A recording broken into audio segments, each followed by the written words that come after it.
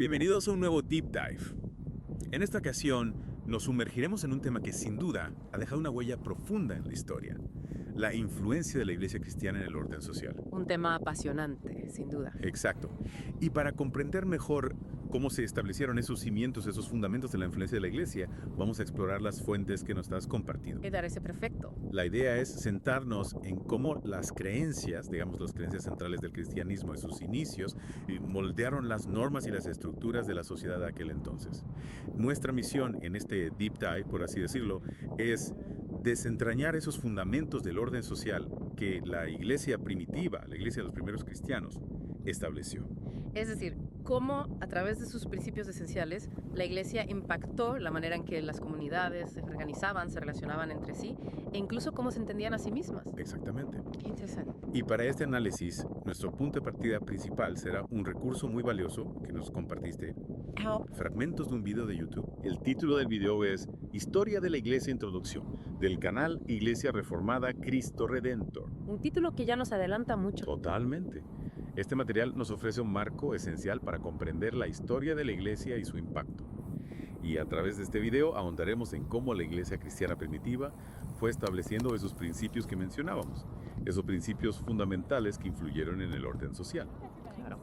Prestando especial atención a los desafíos, a los retos iniciales que enfrentó la Iglesia y cómo sus respuestas organizativas, contribuyeron a establecer este orden. De acuerdo. Nuestro enfoque, como ya adelantábamos, está en el cristianismo, los concilios y los credos como elementos clave en la construcción de este orden social. Un recorrido fascinante, sin duda. Totalmente.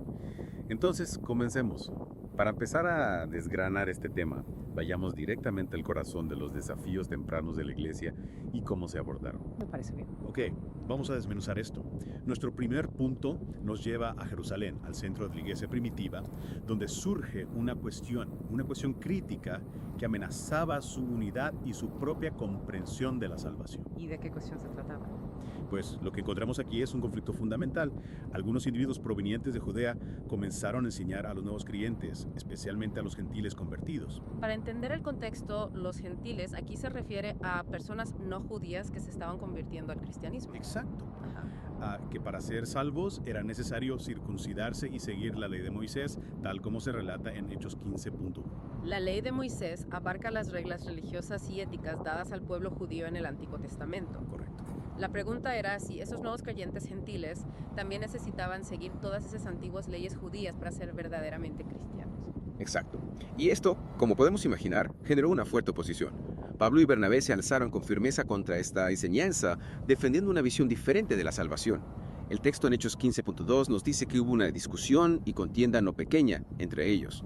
Vaya, que no fue un debate precisamente tranquilo. Interesante. Y esto nos da una primera clave importante, ¿verdad? Sí, dime. Incluso en sus inicios, la Iglesia entendió que mantener la unidad requería lidiar con desacuerdos fundamentales y llegar a convicciones compartidas. Este proceso de discernimiento comunitario, documentado en la carta que enviaron, se convirtió en un principio fundacional sobre cómo la comunidad cristiana navegaría futuros desafíos a su identidad y, por extensión, a su influencia en el orden social. Absolutamente. Lo que estaba en juego era la esencia misma del Evangelio. Pablo y Bernabé comprendían que la salvación era por gracia mediante la fe en Cristo y no por el cumplimiento de los ritos de la ley mosaica. Ajá. Esta diferencia de interpretación tenía profundas implicaciones para la identidad y la función de la Iglesia, especialmente al integrar a los conversos gentiles. Claro. Ante esta creciente tensión, se tomó una decisión crucial. Enviar a Pablo, Bernabé y algunos otros a Jerusalén para consultar directamente con los apóstoles y los ancianos sobre este asunto. Vemos en Hechos 15.2 cómo se reconoce la necesidad de buscar una resolución autorizada a este conflicto. Este envío a Jerusalén marca un momento fundacional, como bien dices. Se buscaba la unidad confesional dentro del cristianismo naciente, aunque en este momento no se formalizaron credos tal como los conocemos después. Podemos pensar en los credos como declaraciones concisas de creencias centrales, como una declaración de misión para la iglesia primitiva, Sí. que ayudaron a definir lo que los cristianos creían y a distinguirlos de otros grupos. Exacto, el principio de buscar un entendimiento común y confesarlo públicamente ya estaba en acción. Bien, es interesante notar que Jerusalén se convierte en ese primer centro de autoridad para estas discusiones. Esto contrasta con ciudades que luego adquirían gran influencia en la historia del cristianismo, como Roma, Alejandría, Antioquía y Constantinopla. Jerusalén era la sede inicial para abordar estos temas fundamentales. Y a pesar de la controversia en Jerusalén, el relato en Hechos 15.3 nos muestra una recepción positiva y llena de alegría entre los creyentes en Fenicia y Samaria al escuchar sobre la conversión de los gentiles. Eso subraya cómo la expansión del evangelio entre los no judíos era vista con gozo por muchos. Claro. Al llegar a Jerusalén, la delegación fue bien recibida por la iglesia, los apóstoles y los ancianos. Allí informaron sobre todo lo que Dios había hecho entre los gentiles, como vemos en Hechos 15.4. Era un momento de compartir y celebrar el avance del evangelio. Sin embargo, no todos estaban de acuerdo. Hechos 15.5 introduce voces disidentes. Algunos creyentes que provenían de la secta de los fariseos insistían en que era necesario circuncidar a los gentiles y exigirles que obedecieran la ley de Moisés para ser salvos. Es importante notar el uso del término secta para describir a este grupo opositor. Claro. Entonces se convoca una reunión formal. Hechos 15.6 nos dice que se reunieron los apóstoles y los ancianos para considerar este asunto. Fue un momento de profunda deliberación y debate. Y tras mucha discusión, como señala el texto, Pedro se levanta y pronuncia un discurso crucial. Les recuerda cómo Dios mismo lo había elegido tiempo atrás para que los gentiles escucharan por su boca la palabra del Evangelio y creyeran, siendo salvos sin la necesidad de los rituales mosaicos. Hechos 15.7. Ajá. Pedro enfatiza que la fe precede a la obediencia, no al revés. Pedro también destaca cómo Dios mismo había confirmado su aceptación de los gentiles al darles el Espíritu Santo, de la misma manera que lo había hecho con los creyentes judíos. Hechos 15.8.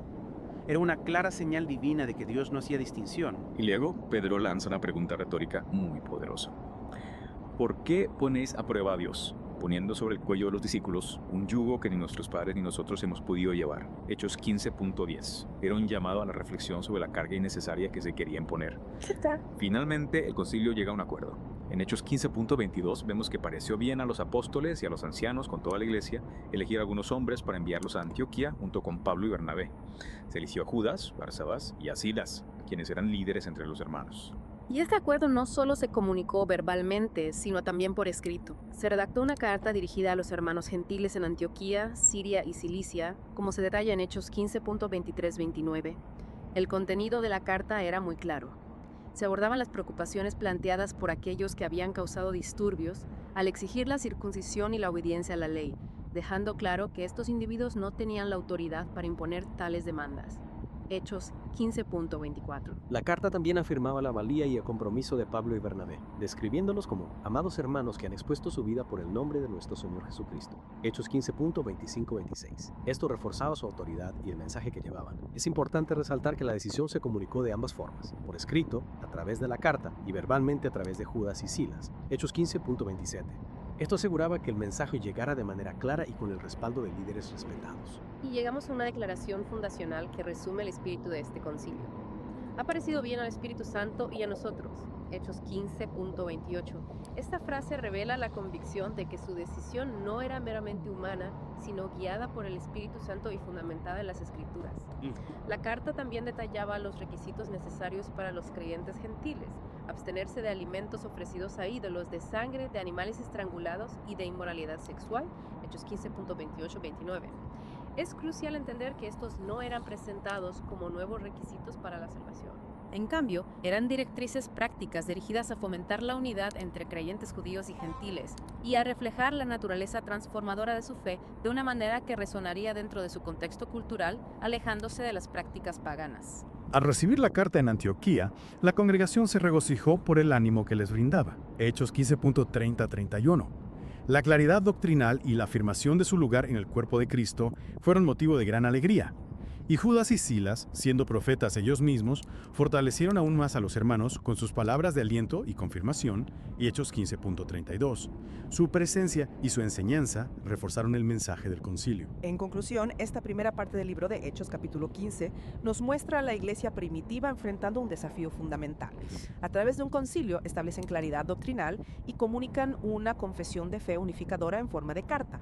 Este proceso sienta las bases para el orden social dentro de la comunidad cristiana y su interacción con el mundo circundante. Exactamente. Y esto nos lleva a reflexionar sobre el impacto más amplio de la iglesia como fundamento del orden social. Totalmente. Vemos cómo la resolución alcanzada en Jerusalén no solo benefició a esa ciudad y Antioquía, sino que tuvo repercusiones en otras regiones también. Podemos ver cómo las cartas posteriores de Pablo, como la epístola a los Gálatas, profundizan en los principios teológicos que se establecieron en este concilio. La Iglesia, desde sus inicios, se concibe como un agente de influencia y transformación en todos los aspectos de la vida, guiada por lo que el video llama la antorcha de la verdad. Sí, sí. Es fascinante cómo este evento en Jerusalén se convierte en un punto de referencia para la Iglesia en expansión. Totalmente. Y cómo sus decisiones impactan no solo la doctrina, sino también la vida práctica de las comunidades cristianas. El video que compartiste plantea preguntas muy pertinentes en este sentido. ¿Quién determina el orden social? ¿Cuál es el papel de la Iglesia como agente cultural y legal?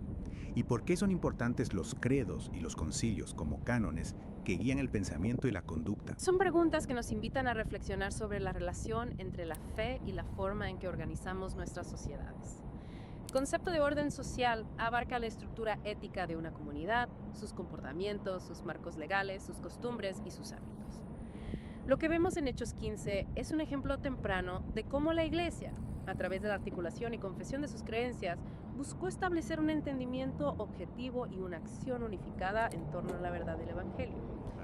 Es interesante cómo el video señala que toda forma de orden social se arraiga en una fe religiosa, ya sea explícita, como nuestra fe cristiana en el Dios Trino, o implícita, como la fe en construcciones humanas, incluso en estados aparentemente seculares. Este es un punto crucial. La religión, en su sentido de ligar o conectar, siempre está presente como fundamento del orden social. La pregunta fundamental es a qué o a quién estamos ligados. La cosmovisión cristiana propone que el orden social verdadero se basa en el Dios Trino, mientras que otras visiones se fundamentan en la imaginación humana. Y esta diferencia en el fundamento tiene consecuencias significativas. Por supuesto. Una orden social basada en el Dios Trinos se entiende como divinamente ordenada, mientras que una basada en la imaginación humana puede derivar en sistemas centrados en el hombre y potencialmente tiránicos. La visión cristiana ofrece una perspectiva lineal y redentiva de la historia: creación, caída, redención a través de Cristo, como se insinuó en Génesis 3.15, y la futura restauración final, como se menciona en Romanos 16.20. La Iglesia tiene un papel activo en esta historia redentiva. En contraste, el humanismo secular, al no tener un Dios Trino como base, propone una autonomía humana, una ley subjetiva y una visión de la historia donde la redención, si existe, a menudo se atribuye al Estado o a otras construcciones humanas. Ya veo.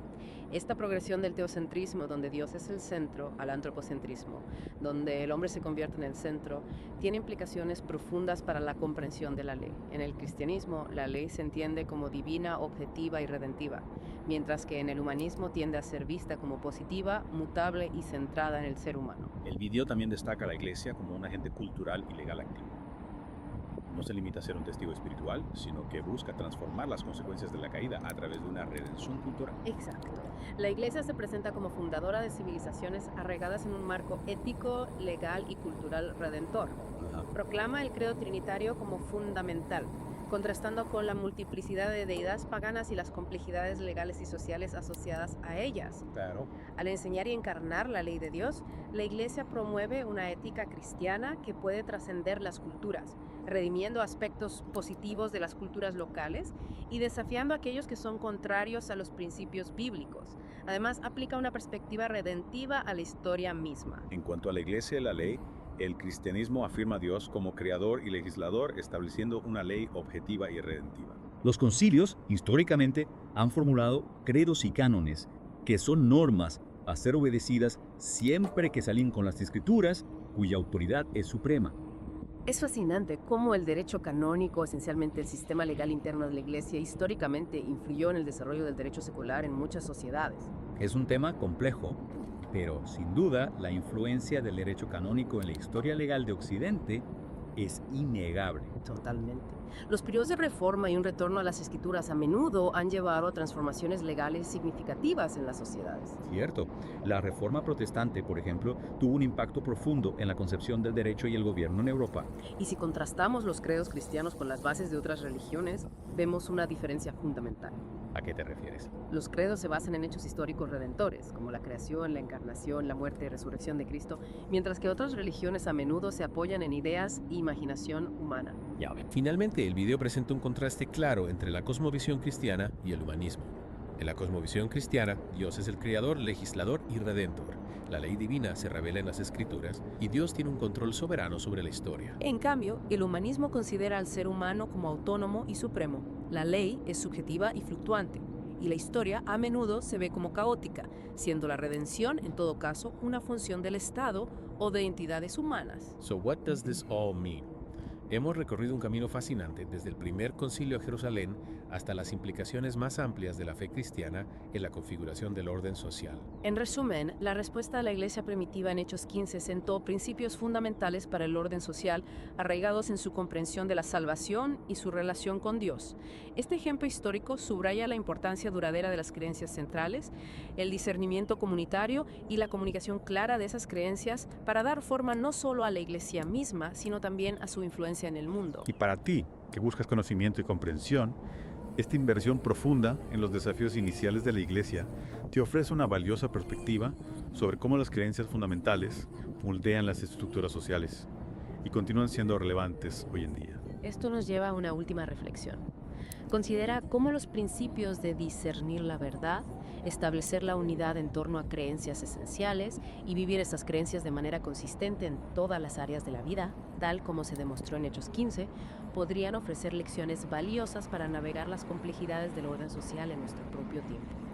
Te animamos a reflexionar sobre el impacto perdurable de las creencias fundacionales en la configuración de la cultura y la sociedad. Un tema para reflexionar, sin duda. Totalmente. Y con esto llegamos al final de nuestro Deep Dive. Espero que haya sido de provecho para todos. Esperemos que sí. Hasta la próxima.